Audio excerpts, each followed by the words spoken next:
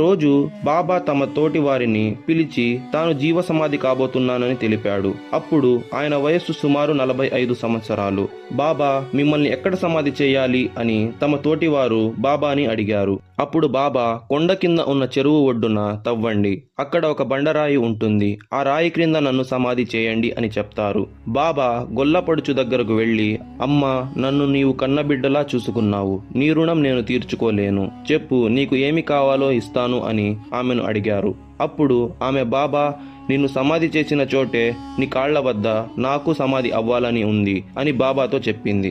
దానికి బాబా, సరే తల్లి, ఇక నుండి నన్ను దర్శించుకున్న ప్రతి ఒక్కరూ నిన్ను కూడా దర్శించుకుంటారు అని ఆ గొల్ల మహిళతో చెప్పి జీవ సమాధికి బయలుదేరుతారు.